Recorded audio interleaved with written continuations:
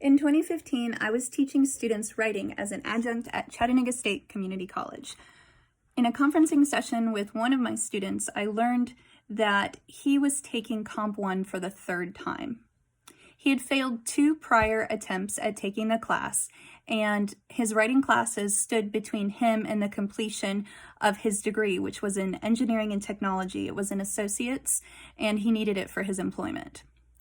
It was at that moment that I realized that a new way of teaching writing was not only a good idea, but an imperative. Have you ever considered why students might make A's easily in very difficult courses like engineering and yet struggle to compose a 500-word essay?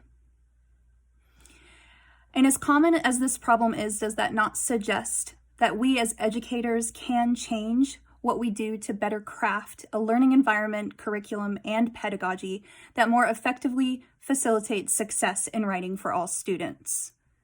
Misconceptions surrounding the pedagogy of writing include writing can't be taught, that proficiency in writing depends on natural ability, that some students can't write and never will be able to, or that some students won't write and will never come to a place where writing is easy for them or natural. The fact is that for as many students who struggle with writing, there are proportionately as many teachers who struggle with teaching writing, talented veteran teachers even. And so we have to ask ourselves why this is also. One of the reasons is that in our teacher education programs and in our English major programs, students don't typically learn the pedagogy of writing. We take many courses, including in classroom management, survey of the exceptional child, pedagogy of reading, instructional strategies, but how to teach writing is not only not taught in these programs typically, but it is often underrepresented in our curriculum that we use. So until a teacher has been taught how to teach writing, or until that teacher discovers through experience the best methods, they're really on their own. Now, where do we learn this? Well, one of the places we can learn the pedagogy of writing is in specialized writing programs. And it is really there that I started to think about this. And then as a teacher, over the past 12 years, I've developed a number of strategies that I believe will help teachers everywhere in attempting to teach writers of all ability levels in diverse settings and even all age levels. So that is the main reason that I am applying for the Emerging Leaders program, because it is my hope that I can share these strategies in a book for teachers that they can use in their classrooms immediately. So I'm going to talk a little bit about what some of those strategies include. So the good news is that although these strategies are not widely known or practiced, they're easy to incorporate into what many teachers are already doing. So over the years, I've shared these strategies with my colleagues and students, and I've seen the light of recognition in their faces when they understand how they can change what they're doing to either better facilitate their students' learning or to become better writers themselves.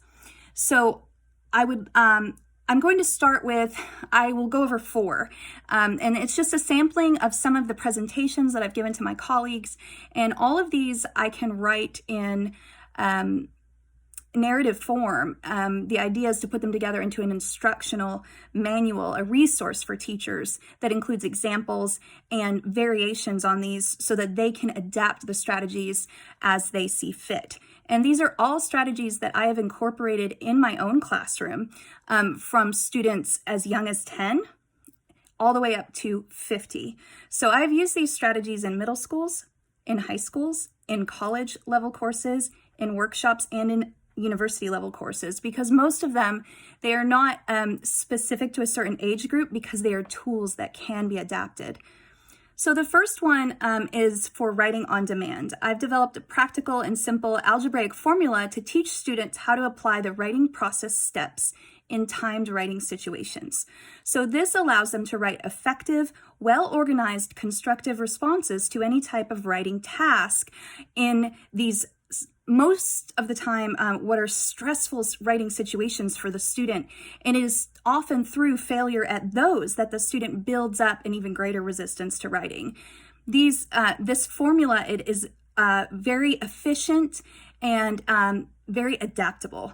And I've had students over the past 10 years respond to it and state that it has helped them not only in my courses, but in any writing situation they have had following my class.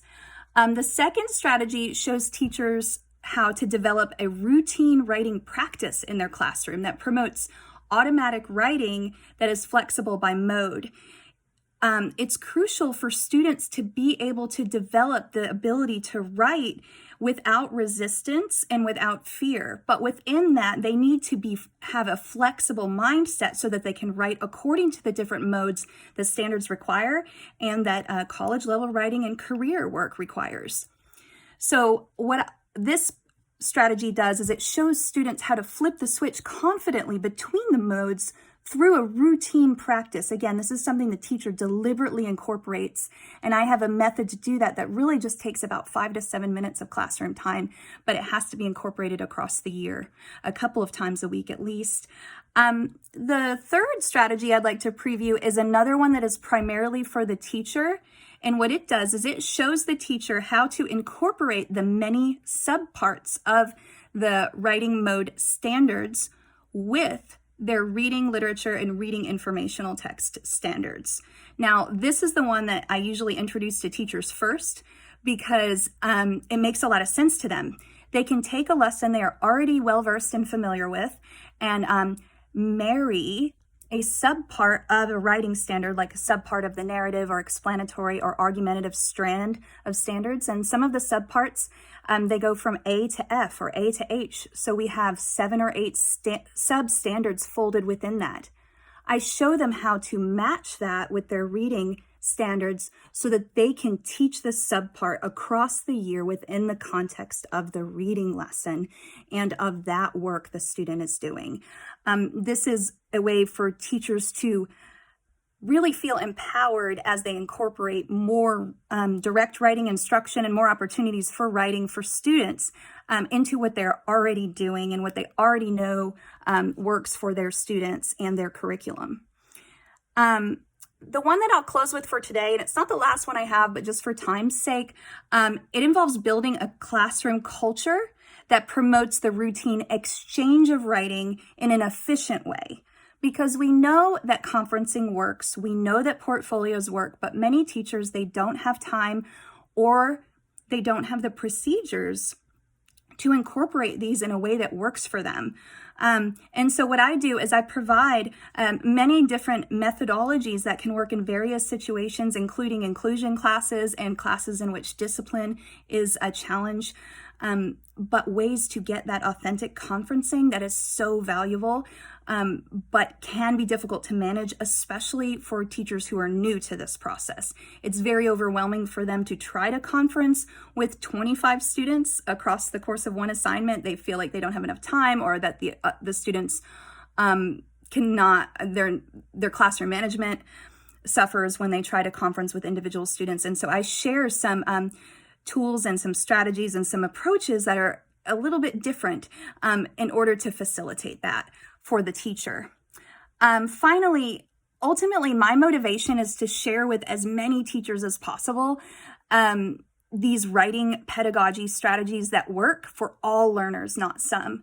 I've delivered many of these ideas and strategies to colleagues and in professional development presentations that I can efficiently adapt to text today to compose a book-length volume of instructional strategies for teachers and it will be a flexible one that will work for teachers of all grade levels. Finally, at the heart of teaching writing is understanding that all writing is process-based, but the flexibility to deploy that process and achieve the movement from thought to written expression for diverse learners in all settings requires a pedagogy that is informed by how the student thinks and feels about writing itself and their own ability. The teacher is the gatekeeper between the student and their future challenges that require that they write. The teacher is the gatekeeper between the student and their future employment or lack thereof. The quality of each student's future is directly affected by their writing fluency, whether they enter the workforce or go to college. So I hope to provide a new set of keys to empower both teacher and student with practical strategies that facilitate an effective and compassionate pedagogy of writing that ultimately demonstrates positive results in student achievement and teacher accountability. Thank you.